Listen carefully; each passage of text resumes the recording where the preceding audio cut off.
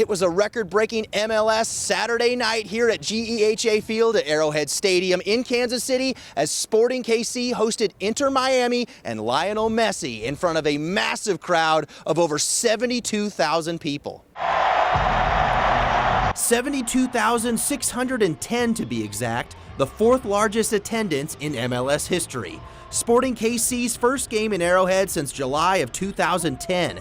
The pregame had everything. Members of the Kansas City Wizards team that played in Arrowhead for the inaugural match in team history in 1996 were honored. There was fire. There was a flyover. And of course, there was Lionel Messi, looked by many as the greatest men's soccer player ever, returning from injury and making his first league start since March 2nd. When the game started, it was Sporting KC that threw the first punch. Eric Tommy with a pinpoint finish in the back of the net, and the German gave Sporting a 1-0 lead. Little Travis Kelce bow and arrow celebration to follow, much to the delight of the huge crowd. The environment was out of this world. It was fantastic. It's an unbelievable. It's a prelude to what probably will be here for the World Cup, and then some. And so this was incredible. It was a great environment.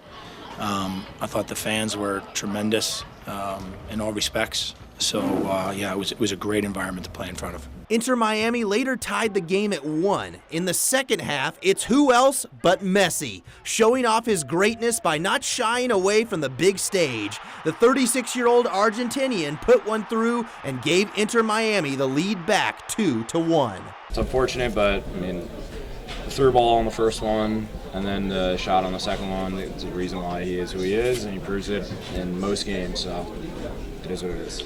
Take him out of that game, and it's not a 3-2 game. So, we lost the ball 3 times, and they just have the quality that when you do, they can punish you. And there's a lot of games in MLS where you play back and forth, and you play against other teams, and they give up some chances, you give up some chances, but at the end of the day, the quality that they have. In the second goal, the ball that he hits from where he hits it from, I think you all would agree that you don't see that regularly in MLS, and you do when you play against them. Then in the 57-minute mark, Daniel Shalhoub on the corner kick. The ball eventually finds its way back to Eric Tommy, and he lasers in another goal for Sporting, his second goal of the game, and it's tied once again 2-2.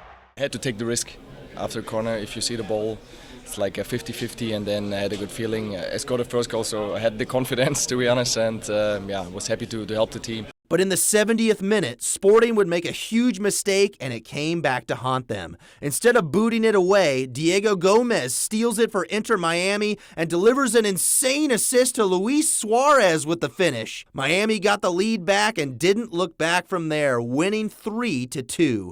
Even in defeat, the Sporting players were grateful to take part in such a historic game. the thing that I will appreciate more than Messi being here is that I got an opportunity to play in the Chiefs Stadium, in the team that I play on. It's been my home now for close to 10 years.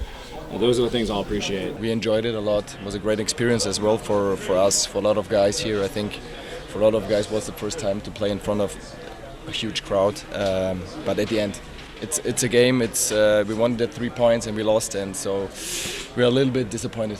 Thank you for everyone who was in the stadium, who supported us. It was huge. At the end, we wanted to give something back.